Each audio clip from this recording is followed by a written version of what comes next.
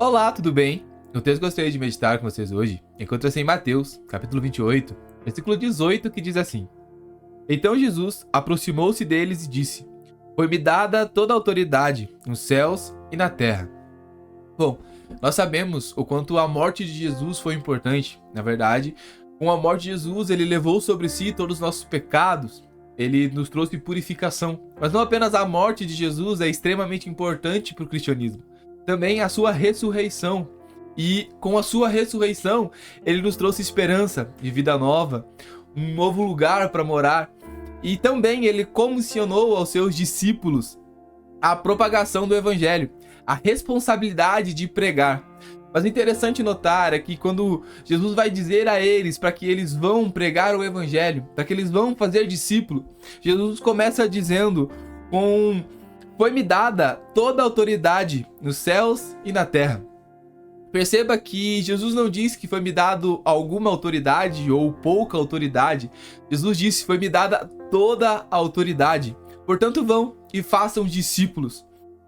A questão de nós irmos e fazermos discípulos está diretamente ligada com a autoridade que está sobre o nome de Jesus.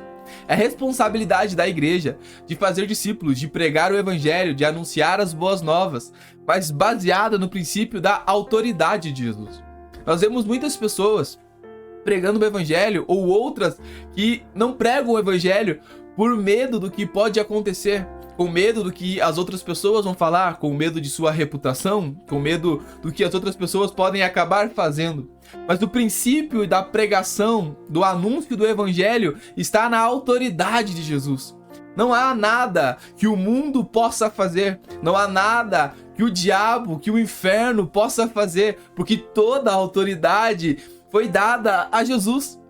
A nossa propagação do evangelho, anunciar o evangelho, cumprir com o ID de Cristo é entender que não há nada que possa acontecer que saia do controle de Jesus. Não há por que termos medo de pregar, não há por que termos medo de anunciar o evangelho, não há por que termos medo do que o inferno pode fazer ou que pode deixar de fazer. Nós precisamos entender que Cristo se responsabiliza por aqueles qual ele enviou.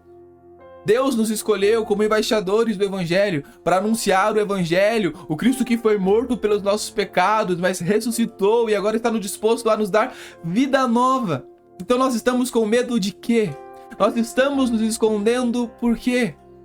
Sabe, nós olhamos para o mundo e sim, faz muito barulho e por vezes acaba assustando muita gente, mas por alguma razão parece que nós perdemos a ideia de que Jesus está no controle de todas as coisas. Jesus está sentado no trono e nada sai conforme contrário à vontade dele. Toda a autoridade foi dada a Jesus nos céus e na terra. Não há por que temer, não há do que ter medo.